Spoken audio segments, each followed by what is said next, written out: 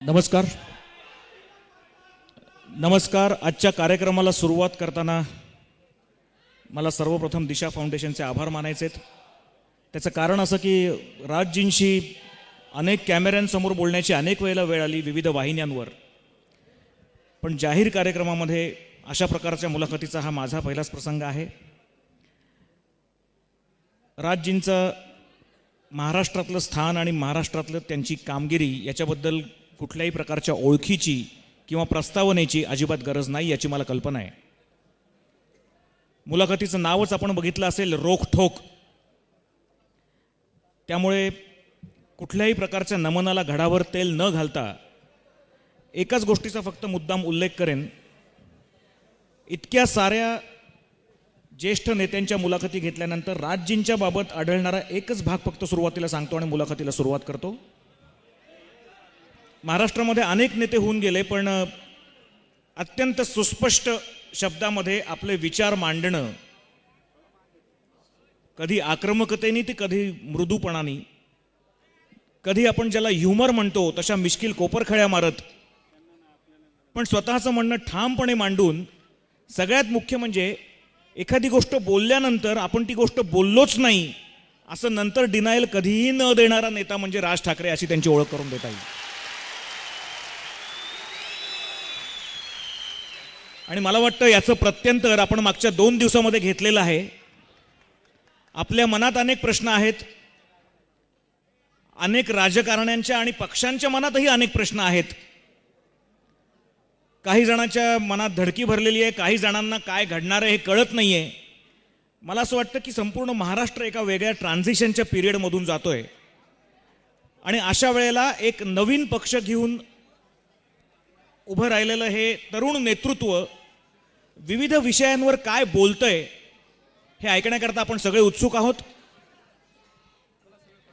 आजच्या मुलाखतीचं आणखी एक वैशिष्ट्य असं की ही मुलाखत म्हणजे काही राजजींच्या व्यक्तिमत्वाची ओळख नाहीये, ती करून द्यायची आवश्यकता नाहीये, पण स्वतः राजजी महाराष्ट्राच्या विकासाच्या किंवा महाराष्ट्राच्या वाटचालीबद्दल, भावी वाटचालीबद्दल नेमकं काय विचार करतायत, वेगळ्या वेगळ्या विषयांवर त्यांच्या डोक्यात काय आहे हे जाणून घ्यायचा हा प्रयत्न आहे.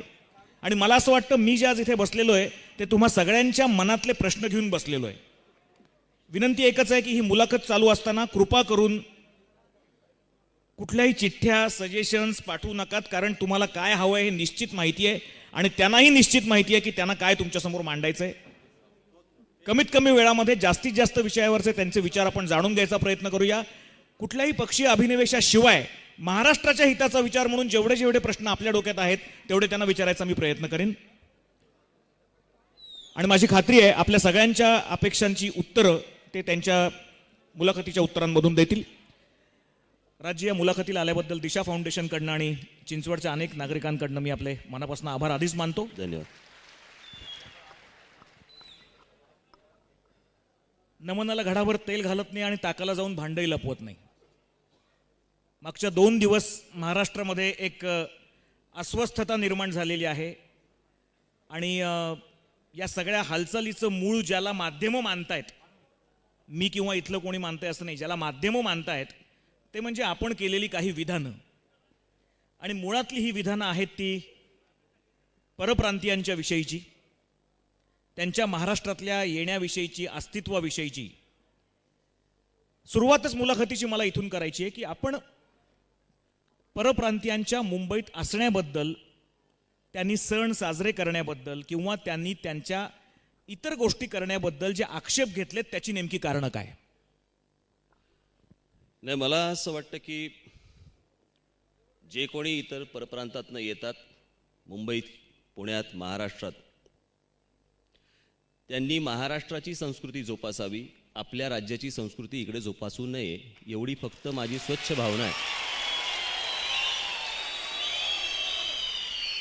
तुम्ही जर महाराष्ट्रामध्ये येणार असाल, रोजीरोटी कमवणार असाल, इथले जर समजा तुम्ही मानणार असाल तर तुम्हाला महाराष्ट्र दिनच साजरा करावा लागेल. उत्तर प्रदेश दिन वगैरे साजरे करता येणार नाहीत, बिलकुल नाहीत. प्रश्न असा आहे की कोणी उत्तर प्रदेश दिन साजरा करतो किंवा काय ते छठ पूजा होतात किंवा काय, विषय पूजेचा नाही, विषय दिन साजरा करण्याचा नाही, याच्या मागून ते एक आपली ताकद दाखवण्याचा जो प्रयत्न करतायत तो मला हाणून पाडायचा आहे. आणि नाही ते चोचले मी महाराष्ट्रामध्ये सहन करणार नाही. 2-2, 2,500 हजार मैलावरनं इथे येऊन आम्हाला दादागिरीची भाषा नाही शिकवायची कोणी, बिलकुल नाही शिकवायची. आणि माझ्या आक्षेपाचं कारण हेच आहे, ज्या वेळेला ह्या सगळ्या गोष्टी घडतात, आज तुम्ही मुंबईत घ्या, महाराष्ट्रात कुठेही घ्या, पुण्यात घ्या, हे ज्या पद्धतीने हळूहळू घुसत जातात, काय आपल्या महाराष्ट्रामधल्या मराठी पोरांमध्ये कॅलिबर नाही? ते ह्या कुठच्याही प्रकारचं काम करू शकत नाहीत. पण त्यांचा एक माणूस आला की दुसरं कुटुंब घेऊन येतो, चौथा माणूस, पाचवा माणूस, असं करत करत ते वाढवत सुटतो. माझं असं म्हणणं आहे, त्यांची जी राज्य आहेत ती मोठी करावीत. उत्तर प्रदेश मोठा करावा, बिहार मोठा करावा, तिकडच्या लोकांना तिकडे कामाला ठेवावं, त्यांचा उत्कर्ष करावा. मी प्रत्येक वेळेला एक आपल्याला सांगितलं जातं की या देशामध्ये बघितलं गेलं तर कोणत्याही राज्यामधला माणूस कुठच्याही राज्यामध्ये जाऊन राहू शकतो, असं घटनेमध्ये दिलंय. त्याच्या खालचं एक कलम आहे, ते प्रत्येक वेळेला टाळतात. त्याचा दुसरं कलम असं आहे, पण ज्या राज्यात तुम्ही जाल तिथल्या स्थानिक लोकांना तुम्ही उपद्रव करणार नाही, तुमचा त्रास होणार नाही, याची देखील काळजी घ्या. आणि प्रत्येक वेळेला हे डोस आम्हालाच पाजले जातात की कोणी कुठच्याही राज्यात जाऊ शकतं आणि कुठेही राहू शकतं. मान्य ना मला, पण तिथल्या स्थानिकांना तुम्ही त्रास देऊ शकता, तिकडच्या स्थानिकांचा रोजगार तुम्ही छीनू शकता, असं कुठेही लिहिलेलं नाही. छटपूजेबद्दलच्या तुमच्या विधानाबद्दल काल संध्याकाळी रामविलास पासवानांनी असं एक विधान केलंय की महाराष्ट्रीयन माणसांनी जर दिल्लीमध्ये जाऊन गणेश चतुर्थी साजरी केली आणि त्याला जर बंदी झाली तर काय करायचं? गणेश चतुर्थी मला असं वाटतं हा काही फक्त मराठी माणसाचा सण नाही. गणपती हा संपूर्ण देशाचा आहे. जपानपर्यंत सगळेजण मानतात. हो,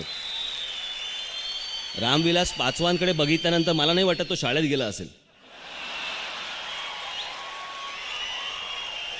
आणि ह्या सगळ्या ह्याच्यामध्ये यांना माहितीच नाहीत कोणत्या गोष्टी. तर प्रश्न असा आहे, गणपतीची पूजा ही देशभर होते. नॉर्थ इंडियामध्ये होते, साऊथ इंडियामध्ये होते, मध्य भारतामध्ये होते, सगळीकडेच होते.